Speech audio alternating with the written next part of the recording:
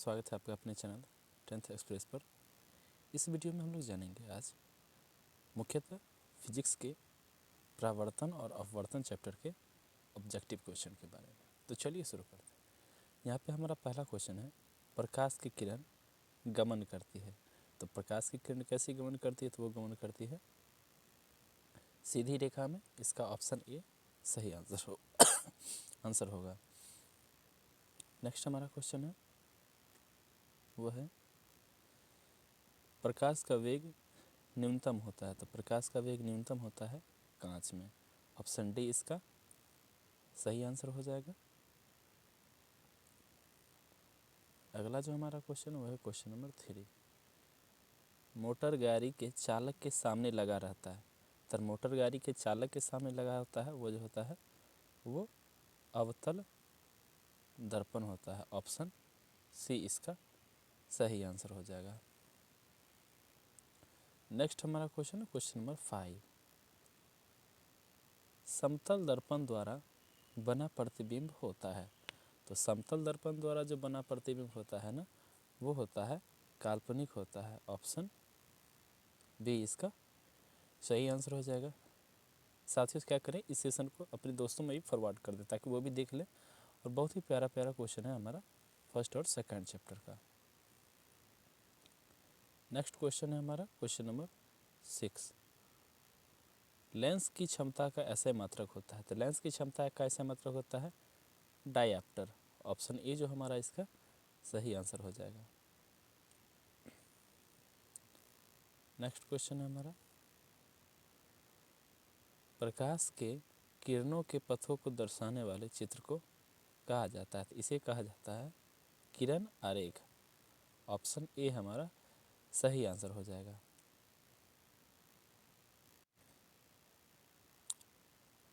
Okay, आगे बढ़ते हैं और देखते हैं अगला क्वेश्चन।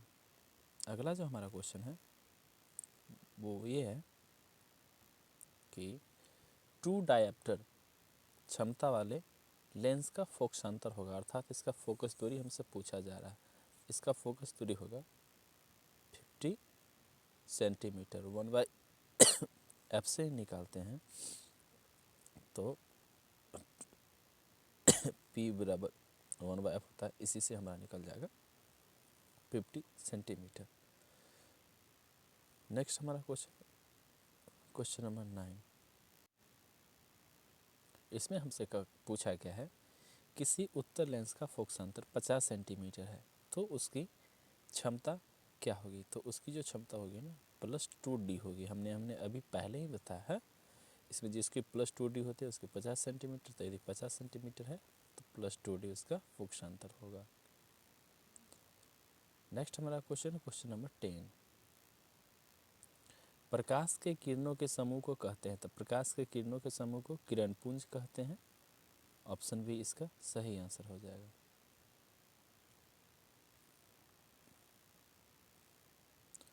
नेक्स्ट क्वेश्चन है हमारा, उत्तल लेंस की क्षमता होती है। तो उत्तल लेंस की क्षमता होती है ना, वो होती है धनात्मक। ऑप्शन बी हमारा सही आंसर हो जाएगा।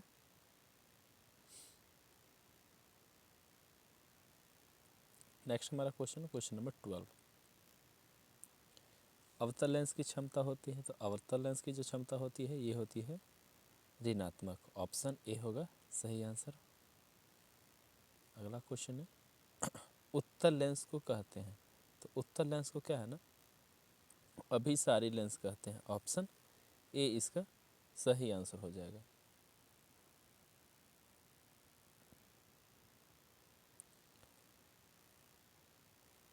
अगला जो क्वेश्चन है वो हमसे पूछ रहा है,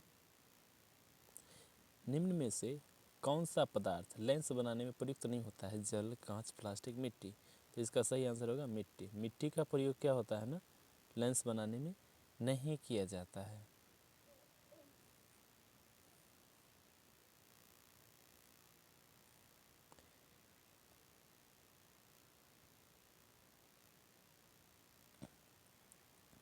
किस दर्पण से हमेशा वस्तु से छोटा प्रतिबिंब प्राप्त होता है? तो ये हो जाएगा उत्तल दर्पण से। उत्तल दर्पण से क्या होता है ना, हमेशा वस्तु से छोटा प्रतिबिंब प्राप्त हो जाएगा, अर्थात इसका सही आंसर ऑप्शन बी हो जाएगा। नेक्स्ट हमारा क्वेश्चन है, किस दर्पण से वस्तु का बड़ा प्रतिबिंब प्राप्त होता है? तो वस्तु का बड़ा प्रतिबिंब प्राप्त होता है तो वो होता है अवतल दर्पण से। इसका भी ऑप्शन बी ही सही आंसर होगा। नेक्स्ट हमारा क्वेश्चन है, प्रकाश के परावर्तन के कितने नियम हैं? तो प्रकाश के परावर्तन के 2 नियम है, तो ऑप्शन बी इसका सही आंसर होगा।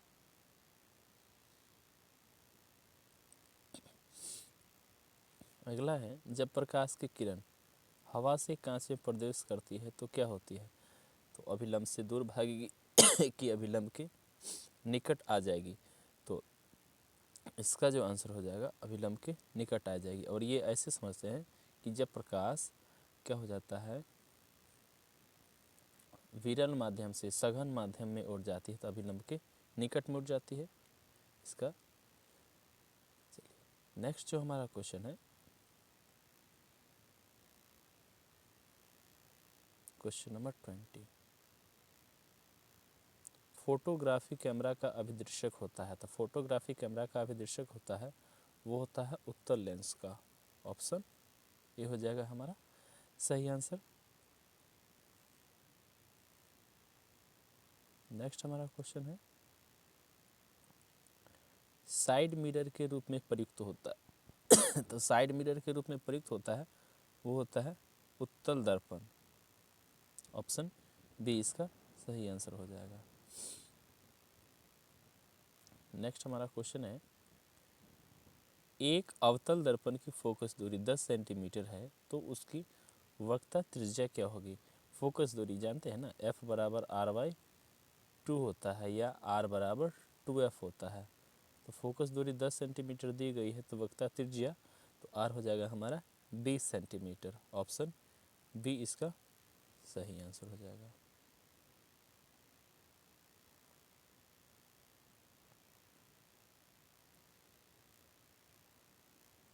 निर्गत किरण एवं अभिलंब के बीच के कोण को कहते हैं? तो ये हो जाएगा निर्गत कोण। ऑप्शन सी इसका सही आंसर हो जाएगा। सरल सूक्ष्मदर्शी में किसका प्रयोग होता है? तो सरल सूक्ष्मदर्शी में जो होता है वो उत्तल लेंस का प्रयोग होता है। तो ऑप्शन डी हमारा सही आंसर हो जाएगा।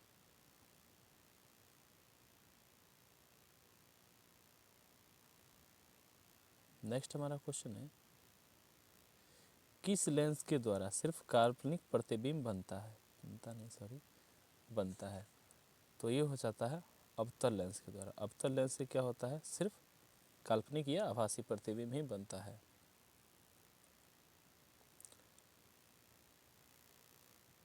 नेक्स्ट जो हमारा क्वेश्चन है वो है, परावर्तन के नियम से निर्धारित होता है। तो परावर्तन के नियम से क्या होता है, आपतन कोण हमेशा परावर्तन कोण के बराबर होते हैं। तो ऑप्शन ए इसका सही आंसर हो जाएगा।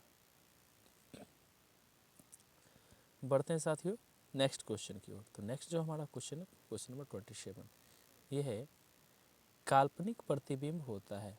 तो जो काल्पनिक प्रतिबिंब होता है ना वो क्या होता है, वो होता है सीधा।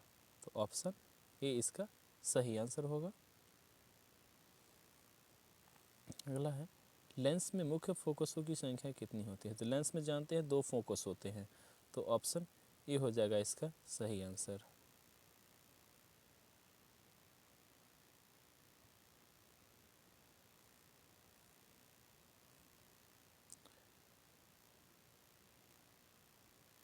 अगला है हमारा क्वेश्चन, सर्च लाइट का परावर्तक सतह होता है। तो सर्च लाइट का जो परावर्तक सतह होता है ना वो अवतल दर्पण का होता है, वो होता है अवतल। तो ऑप्शन बी इसका सही आंसर होगा।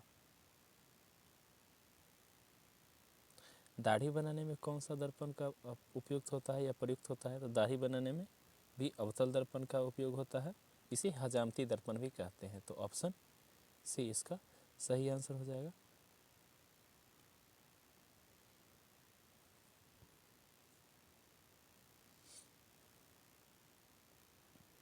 नेक्स्ट हमारा क्वेश्चन है क्वेश्चन नंबर 31,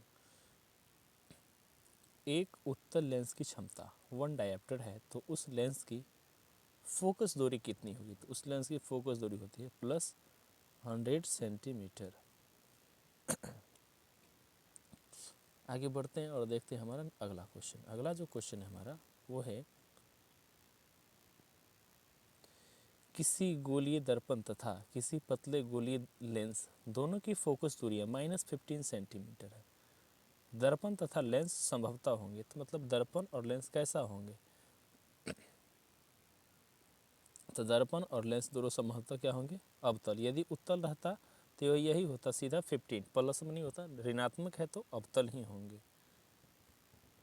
अगला जो क्वेश्चन हमारा वो है प्रकाश के अपवर्तन के कितने नियम हैं? तो हम जानते हैं परावर्तन हो चाहे अपवर्तन हो, प्रकाश के अपवर्तन के भी 2 नियम हैं और परावर्तन के भी 2 नियम हैं। तो ऑप्शन बी इसका सही आंसर हो जाएगा। फिर है किसी माध्यम में अपवर्तनांक का मान होता है, तो ये होता है sin i by sin r। तो ये हमें लिखा गया हमारा फर्स्ट पॉइंट में, ऑप्शन ये इसका सही आंसर हो जाएगा। अगला जो हमारा क्वेश्चन है क्वेश्चन नंबर 35। एक उत्तल लेंस होता है, तो उत्तल लेंस क्या होता है? किनारों की अपेक्षा बीच में मोटा होता है। उत्तल लेंस इस तरह से होते हैं, किनारों में पतला और बीच में मोटा। किनारों में दोनों किनारे ये पतला है लेकिन बीच में मोटा है, ये हो गया उत्तल लेंस। यदि अवतल लेंस की बात करें तो अवतल लेंस का कुछ इस तरह का फिगर बनता है। चलिए नेक्स्ट जो हमारा क्वेश्चन नंबर 36। अवतल लेंस का आवर्धन m बराबर होता है, तो m बराबर क्या होता है? v/u के बराबर होता है। तो v/u कौन है? ऑप्शन डी में है, m बराबर -v/u। तो ऑप्शन डी इसका सही आंसर हो गया। अगला जो हमारा क्वेश्चन नंबर 37 ये है गोलीय दर्पण में फोकसांतर एवं वक्रता त्रिज्या के बीच संबंध है। तो ये होता है f बराबर r/2 का। तो इसे लिख सकते हैं ना r बराबर 2f। तो यहाँ पे देख रहे हैं r बराबर 2f कौन है? ऑप्शन ए में ही हमारा r बराबर 2f। तो इसका सही आंसर हो जाता है ऑप्शन ए। अब बढ़ते हैं अगले क्वेश्चन की तरफ। भागिएगा नहीं, सेशन बहुत ही मज़ेदार सेशन है। वह अप्रॉक्स 60 या 62 क्वेश्चंस होंगे हमारे इस सेशन में। चलिए अगला जो हमारा क्वेश्चन है वह है क्वेश्चन नंबर 38। ये हमसे पूछा है सोलर कुकर में प्रयोग किया जाता है। तो सोलर कुकर में क्या प्रयोग किया जाता है? तो सोलर कुकर में अवतल दर्पण का प्रयोग होता है। ऑप्शन ए हमारा सही आंसर होगा। नेक्स्ट हमारा क्वेश्चन है क्वेश्चन नंबर 39। उत्तल लेंस में बना प्रतिबिंब होता है। उत्तल लेंस में जो बना प्रतिबिंब होता है ना, ये होगा वास्तविक और उल्टा। जब ही वास्तविक प्रतिबिंब बनेगा तो वो उल्टा ही बनता है। तो ऑप्शन बी हमारा सही आंसर हो जाएगा। नेक्स्ट जो हमारा क्वेश्चन है क्वेश्चन नंबर 40। ये हमसे पूछ रहा है उत्तल लेंस में जब बिंब f और 2f के बीच रखा जाता है तो प्रतिबिंब का प्रकृति क्या होता है? तो प्रतिबिंब का प्रकृति क्या होगा? वास्तविक होगा और बड़ा होगा। ऑप्शन ए हमारा इसका सही आंसर हो जाएगा। नेक्स्ट हमारा क्वेश्चन है क्वेश्चन नंबर 41।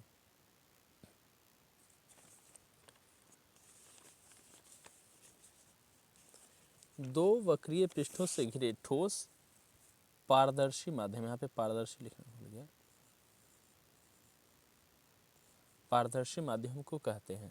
तो ये हो जाएगा गोलीय लेंस। ऑप्शन सी इसका सही आंसर हो जाएगा। नेक्स्ट जो हमारा क्वेश्चन है वो है क्वेश्चन नंबर 42। वह गोलीय दर्पण जो बाहर की तरफ वक्रित होता है वो क्या कहलाता है? तो वो कहलाता है उत्तल दर्पण।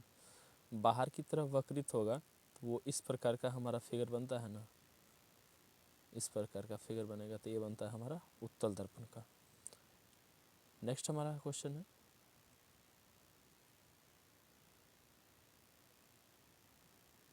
Question number 43। इसमें हमसे पूछा गया है गोलीय दर्पण के परावर्तक सतह के परावर्तक पृष्ठ के केंद्र को दर्पण का क्या कहा जाता है। तो इसे दर्पण का क्या कहते हैं हम लोग, ध्रुव। Option B. इस तरह का भी हो तो ऐसे से करते हैं, तो ये दर्पण का जो बिंदु होता है, ये मान लीजिए हमारा दर्पण है अवतल, इसे ध्रुव कहते हैं और इसे पी से सूचित करते हैं। ऑप्शन बी इसका सही आंसर हो गया। नेक्स्ट जो हमारा क्वेश्चन है क्वेश्चन नंबर 44। किसी लेंस द्वारा उत्पन्न आवर्धन का एसआई मात्रक होता है। तो आवर्धन क्या होता है, दोनों ही ऊंचाई का ही होता है, इसलिए यह मात्रक विहीन होता है। ऑप्शन डी इसका सही आंसर हो जाएगा।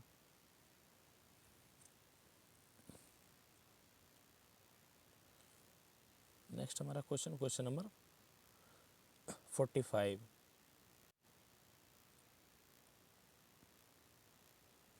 ये कह रहा है लेंस के केंद्रीय बिंदु को क्या कहते हैं। तो लेंस के केंद्रीय बिंदु को क्या कहते हैं, प्रकाशीय केंद्र या प्रकाशिक केंद्र। ऑप्शन बी इसका सही आंसर हो जाएगा।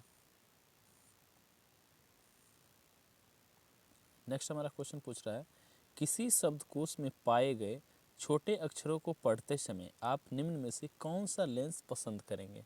तो हम जानते हैं ना, स्पष्ट दृष्टि की न्यूनतम दूरी होती है 25 सेंटीमीटर, तो इससे तो कम ही जो है सो लेंगे। तो वो भी छोटा अक्षर पढ़ना है तो उत्तल लेंस लेंगे, उत्तल लेंस लेंगे तो हो जाएगा 5 सेंटीमीटर फोकस दूरी का उत्तल लेंस। ऑप्शन डी होगा हमारा सही आंसर। नेक्स्ट क्वेश्चन है, इसमें हमसे पूछा गया है इनमें कौन सा दर्पण का सूत्र है। तो दर्पण सूत्र बता दो, ये होता है 1/f equal to 1/v plus 1/u। 1/u plus 1/v लिख लीजिए, कोई दिक्कत नहीं है। तो यही देखिए ऐसा है, इसमें 1/v plus 1/u equal to 1/f। तो ऑप्शन ए हमारा सही आंसर हो जाएगा। हो गया। अब बढ़ते हैं अगला जो हमारा क्वेश्चन क्वेश्चन नंबर 48। इसमें हमसे पूछा गया है गोलीय दर्पण का वक्रता केंद्र को किस अक्ष से निरूपित किया जाता है। तो गोलीय दर्पण का जो वक्रता केंद्र होता है ना, उसको किस चीज़ से, कौन सा जो लेटर वगैरह है उसे सूचित करते हैं। तो इसका जो आंसर होता है ऑप्शन ए, क्योंकि हम हमें से सी से सूचित करते हैं किसको, तो गोलीय दर्पण के वक्रता केंद्र को सी से डिनोट करते हैं। ऑप्शन ए हमारा सही आंसर हो जाएगा।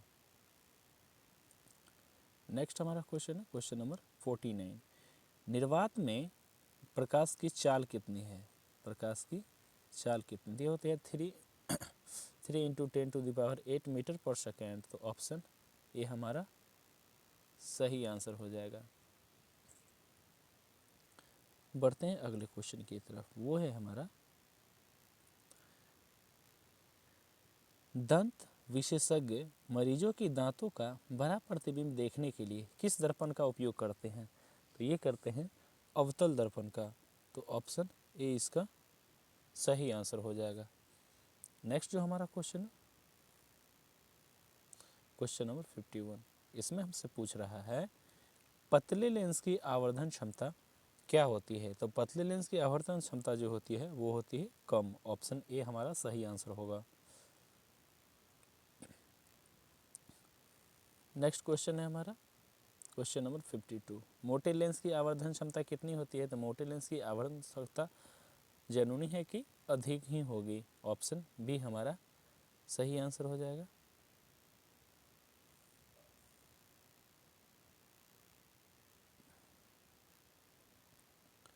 नेक्स्ट हमारा क्वेश्चन है क्वेश्चन नंबर 53। अवतल दर्पण के ध्रुव और मुख्य फोकस के बीच रखे बिंब का प्रतिबिंब की प्रकृति कैसी होती है। तो ये हो जाएगी आभासी एवं सीधी। काल्पनिक भी उसी का है, तो आभासी एवं सीधी लिखे या काल्पनिक एवं सीधी लिखे। तो बी और सी कुछ भी आप लगा सकते हैं, कोई दिक्कत नहीं, हमारा दोनों जवाब सही है।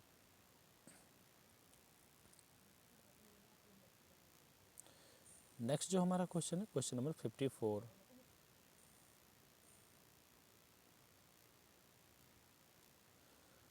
उत्तल लेंस का प्रकाशिक केंद्र और मुख्य फोकस के बीच रखे बिंब का प्रतिबिंब की प्रकृति कैसे होती है। प्रकाशिक केंद्र और मुख्य फोकस के बीच यदि कोई वस्तु रखा हुआ है तो उसका फिगर का प्रकृति कैसा होगा। इसका हो जाता है आभासी एवं सीधा। ऑप्शन बी इसका सही आंसर हो जाता है।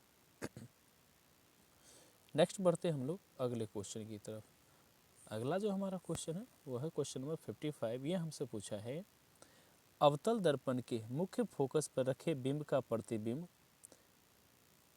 स्थित होती है, अर्थात प्रतिबिंब कहाँ बनती है। तो मुख्य फोकस पे जो भी बिंब रखेगा ना इसका प्रतिबिंब बनेगा कहाँ, अनंत पर। ऑप्शन सी इसका सही आंसर हो जाएगा। नेक्स्ट हमारा क्वेश्चन है क्वेश्चन नंबर 56।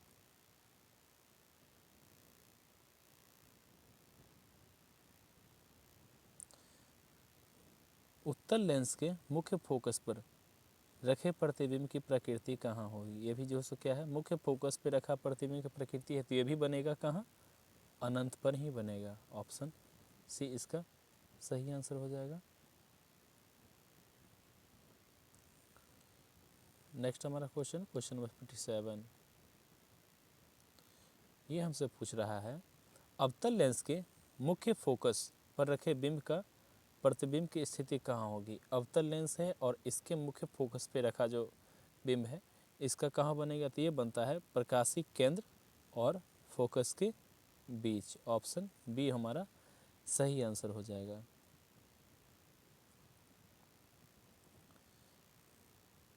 नेक्स्ट जो हमारा क्वेश्चन क्वेश्चन नंबर 58।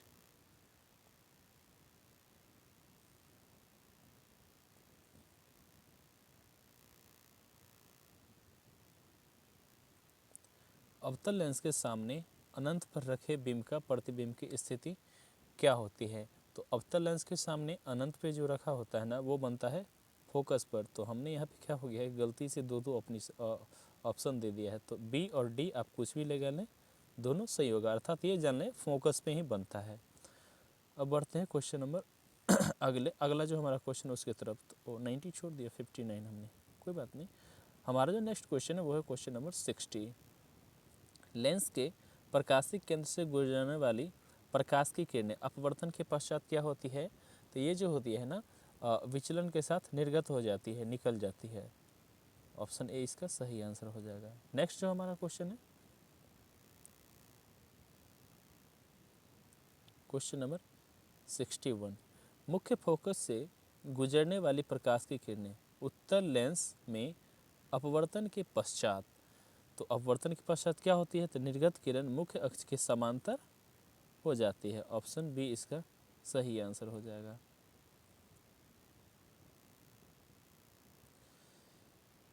नेक्स्ट जो हमारा क्वेश्चन है क्वेश्चन नंबर 62 और ये आज का हमारा आखिरी क्वेश्चन भी है। मुख्य अक्ष के समांतर आने वाली कोई प्रकाश की किरण अवतल लेंस के से अपवर्तन के पश्चात कहाँ चली जाती है। तो ये चली जाती है निर्गत किरण मुख्य अक्ष से दूर चली जाती है। तो ऑप्शन डी हमारा सही आंसर हो गया। मिलते हैं साथियों अगले वीडियो में, तब तक के लिए धन्यवाद।